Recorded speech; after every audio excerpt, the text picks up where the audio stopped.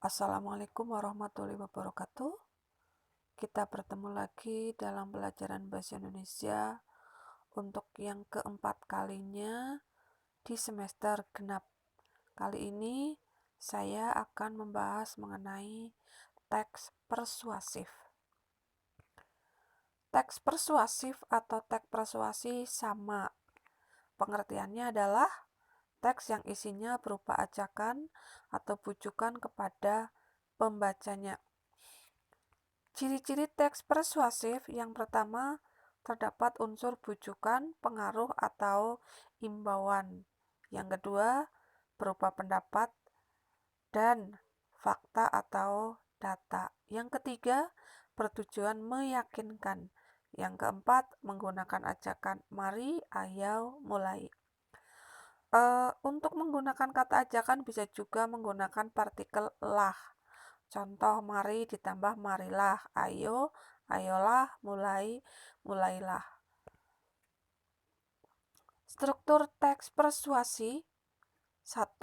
Pengenalan isu, yaitu pengantar umum atau penyampaian masalah yang menjadi dasar teks. Biasanya untuk pengenalan isu ada di paragraf pertama. Isinya masih bersifat umum atau masih materi yang luas karena masih berbentuk dasar. Yang kedua, rangkaian argumen berisi pendapat yang diperkuat dengan fakta. Nah, argumen ini berupa alasan. Alasan bisa berupa pendapat. Meskipun pendapat tetap harus ada data atau fakta atau bisa juga ditambah dengan angka. Hal ini dilakukan untuk memperkuat argumen kita atau memperkuat alasan yang kita kemukakan. Yang ketiga, ajakan-ajakan. Contoh, inti dari teks biasanya merupakan ajakan atau himbauan. Yang keempat, penegasan kembali. Biasanya dalam penegasan kembali isinya berupa simpulan atau rangkuman. Langkah-langkah dalam menulis teks persuasi. Yang pertama, menentukan topik. Topik berbeda dengan judul karena topik di sini masih berbentuk tema.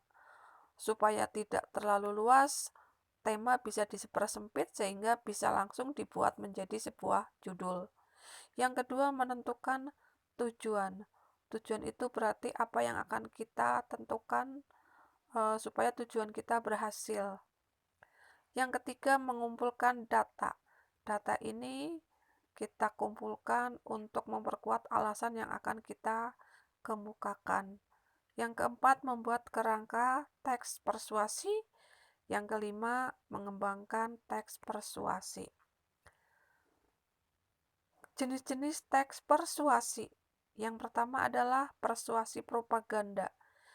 Biasanya di dalam persuasi propaganda isinya menginginkan menggiring pada opini tertentu. Dalam hal ini, penulis menginginkan pembaca hanya percaya pada satu opini atau satu pendapat. Yang kedua, persuasi politik. Nah, dalam persuasi politik biasanya penulis mengajak pembaca untuk memilih calon pemimpin atau memilih partai. Yang ketiga, persuasi advertensi. Nah, advertensi itu sama dengan iklan. Maka penulis berusaha mengajak untuk membeli atau barang atau jasa yang ditawarkan. Yang keempat, persuasi pendidikan. Dalam hal ini, penulis berusaha mengajak kepada pembaca atau pendengar untuk bersikap sesuai dengan pendidikan yang tengah diberikan. Demikian untuk pelajaran kali ini. Terima kasih. Semoga bermanfaat. Assalamualaikum warahmatullahi wabarakatuh.